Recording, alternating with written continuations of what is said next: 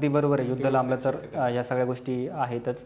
पण आता आपण म्हणजे भारत इतर देशांना किंवा इराणमध्ये नेमकं काय निर्यात करतो?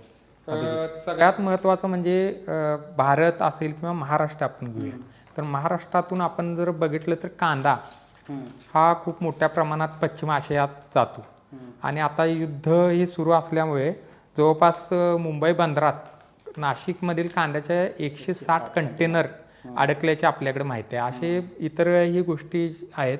आणि तर हा जर कांदा निर्यात झाला नाही तर तो परत देशांतर्गत त्याची आवक वाढेल आणि त्याचे आवक वाढल्यानंतर त्याची किंमत घसरेल आणि त्याचा परिणाम थेट आपल्याला जरी त्या स्वस्त मिळाल्या वस्तू तर पण कांदा उत्पादक शेतकऱ्याला त्याचा खूप मोठा फटका बसण्याची शक्यता आहे. नाही नाही अभिजित, कांदा कांदा ठीक आहे. कांदा आणि आणखी इतर कोणते कोणते वस्तू म्हणजे शेतकऱ्यांना लॉस होऊ शकतो? आपण केळी आणि द्राक्षे घेऊया. रमजानच्या पवित्र महिन्यात पश्चिम आशिया असेल किंवा इराणमधून आपल्या केळींना द्राक्षांना खूप मोठ्या प्रमाणात मागणी असते.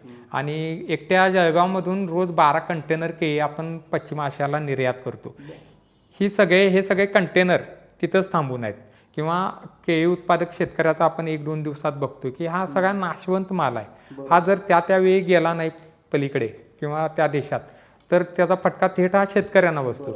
आणि युद्धापूर्वी आपण केळ्याचं बघितलं तर युद्धापूर्वी हा 2,500 रुपये प्रति क्विंटल केळी असायची. ते आता डायरेक्ट 1,500 रुपयांवर आलेले आहेत.